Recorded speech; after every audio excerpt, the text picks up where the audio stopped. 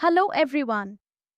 Have you ever gazed at the night sky and wondered, are we looking at the present or at the past? When you see a star twinkling, the light you see actually started its journey millions of years ago. So, in a way, every night we are peeping into history. The origin of life is one of the most unique events in the universe's story. Think about it. Our universe is 13.8 billion years old, with galaxies, stars, and endless stretches of gas and dust. And in this vastness, our Earth is just a tiny speck. Scientists believe it all began with the Big Bang, a massive explosion that expanded the universe, cooled it down, and formed hydrogen and helium. These gases condensed under gravity into galaxies, stars, and solar systems. And here's a mind-blowing thought. Every atom in your body, whether it's calcium in your bones or iron in your blood, was once part of an ancient star. Isn't that incredible? Life's story truly begins in the stars. Now, let's zoom into our own planet, the Earth, which formed about 4.5 billion years ago. In those early days, Earth had no protective atmosphere. Instead, it was a fiery place covered in gases like water vapor, methane, carbon dioxide, and ammonia. The sun's ultraviolet rays broke down water into hydrogen and oxygen. The lighter hydrogen drifted away into space, while oxygen combined with other gases to form new compounds like carbon dioxide and water. Slowly, an ozone layer formed high up in the atmosphere, shielding Earth from harmful radiation. As the planet cooled, water vapor condensed, fell as rain, and collected in depressions, creating the first oceans. And it was in these oceans, billions of years ago, that the stage was set for life's first appearance. Just imagine, the seas you see today are the descendants of those very first waters where life began. Now, people have always been curious about life's beginnings. Some ancient thinkers believed in panspermia, the idea that microscopic spores of life drifted through space and landed on Earth from comets or meteorites. Another popular belief was spontaneous generation, that life could arise from non-living matter like mud or decaying straw. Imagine thinking maggots just appeared on rotten meat out of nowhere. But the brilliant scientist Louis Pasteur put these ideas to the test. In his famous experiment, he used sterilized flasks with killed yeast. In sealed flasks, no new life appeared. But in flasks open to air, new microbes grew. His conclusion? Life can only come from pre-existing life. Pasteur's experiment was a turning point.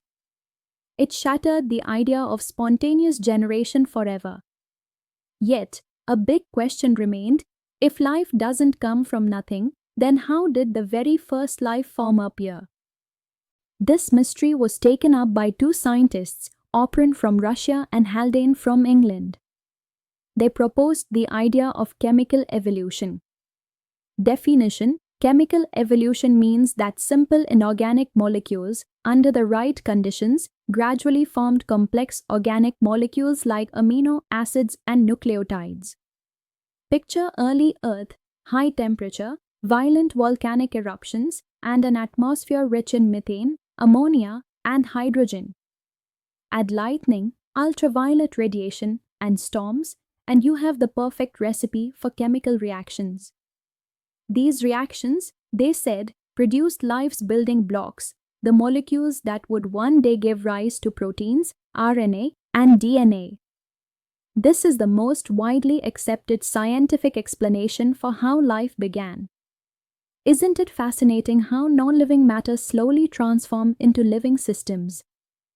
To test this, in 1953, an American scientist named Stanley Miller recreated early Earth in a laboratory. He filled a closed flask with methane, ammonia, hydrogen, and water vapor, then passed electric sparks through it to simulate lightning. The temperature was kept at about 800 degrees Celsius. After a week, something extraordinary appeared. amino acids, the basic units of proteins. Later experiments even produced sugars, nitrogen bases, and fats. And guess what? When scientists studied meteorites, they found similar organic molecules. This suggested that these processes might not be limited to Earth, they may be happening across the universe. So Miller's experiment gave powerful support to the idea of chemical evolution. It showed us that the building blocks of life can indeed form naturally under the right conditions. With chemical evolution accepted, the next big question is, how did molecules turn into living systems? Scientists believe that around 3 billion years ago, large molecules like RNA, proteins, and polysaccharides formed giant, non-cellular structures. These could replicate themselves in a primitive way. But true cellular life didn't appear until about 2 billion years ago, and these were simple, single-celled organisms. And here's something fascinating. In those early times, all life forms existed only in water. The oceans truly were the cradle of life.